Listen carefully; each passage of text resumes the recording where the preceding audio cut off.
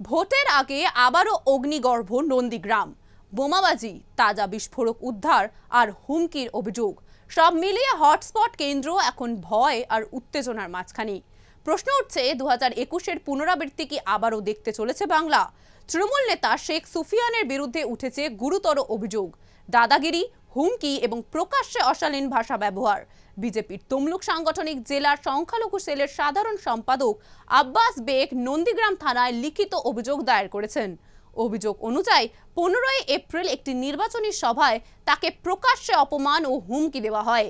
আর সেই ঘটনার ঠিক পরেই 16 এপ্রিল রাতে তার বাড়ির কাছে বোমাবাজিও করা হয়েছে বলে দাবি করা প্যাচ।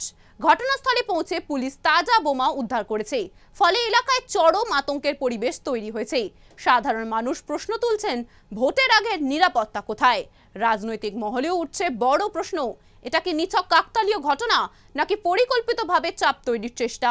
ভোট যত এগিয়ে আসছে ততই বাড়ছে উত্তেজনা, আর সেই সঙ্গে তৃণমূল বিজেপির সংঘর্ষও তীব্র হচ্ছে।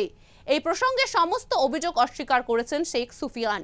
তার দাবি, তিনি কাউকে হুমকি দেননি এবং অভিযোগ সম্পূর্ণ ভিত্তিহীন। তিনি স্পষ্ট জানিয়ে দিয়েছেন, যদি কোনো অভিযোগ থাকে তাহলে তার ভিডিও প্রমাণ সামনে আনতে হবে। ঠিক কি বললেন তিনি, শুনুন। বিজেপি সংখ্যালঘু সেলের সভাপতি আব্বাস বেগ, তিনি আপনার বিরুদ্ধে থানায় অভিযোগ করেছেন যে আপনি তার বাবা মাকে তুলে তাকে গালাগালি করেছেন এবং হুমকি দিয়েছেন কোন এক সভা থেকে। একটা কথা বলি, আব্বাস বেগ একটা চোর। হচ্ছে পঞ্চায়েতের মোরগ বাচ্চা চুরি করেছে, ছাগল বাচ্চা চুরি করেছে, হাঁস বাচ্চা চুরি করেছে, পঞ্চায়েতের টাকা চুরি করছে। একটা চোর। ওই সামান্য চোরের নাম ধরে আমাকে বক্তব্য রাখতে হবে, এই ইতিহাস পাতায় আমি শিখিনি। ও হচ্ছে কুকুরের ল্যাজ, ও কখনো সজা হয় না। স্বাভাবিকভাবে ওই মেরি কুকুর আর ওই নর্দমা কীটের নাম ধরে আমি বক্তব্য রাখি না। আমি অত অধঃপতন হয়ে যায়নি আমার যে ওই নোংরার নাম ধরে আমাকে বক্তব্য রাখতে হবে। তবে মিথ্যা মামলা ছাড়া বিজেপির আর কোনো রাস্তা নেই, কারণ ভোটে হেরে গেছে, ওরা জেনে ওই মিথ্যা মামলাগুলো শুরু করছে। ওর বাপের বেটা হয়, না হলে জারদ সন্তান আমার ভিডিও ফুটেজটা থানায় প্লেস করুক যে আমি ওর নাম ধরে বক্তব্য রেখেছি। আমি শেখ সুফিয়ান, আমি হচ্ছে নন্দীগ্রাম নির্বাচন কমিটির চেয়ারম্যান। গতকাল রাতে আপনাদের অভিযোগ করে তার বাড়ির সামনে তৃণমূল বোমাবাজি করছে। একটা কথা বলি, আব্বাস বেগ কি নেতা? ও সামান্য চামচা।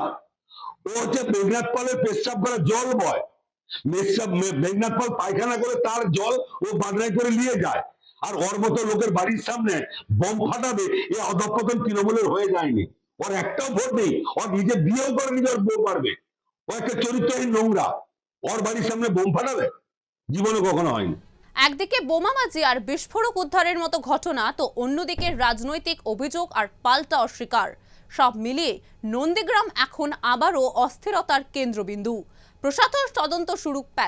প্রশাসন তদন্ত শুরু করলেও এখনো পর্যন্ত কাউকে গ্রেফতার করা হয়নি।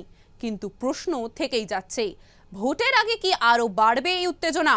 নন্দীগ্রামের লড়াই যে শুধু ভোটের নয়, বরং প্রভাব ও নিয়ন্ত্রণেরও, তা আরো একবার স্পষ্ট হচ্ছে। এখন নজর এই পরিস্থিতি কোন দিকে মোড় নেয়। দেখতে থাকুন সুদর্শন বাংলা। জয় হিন্দ।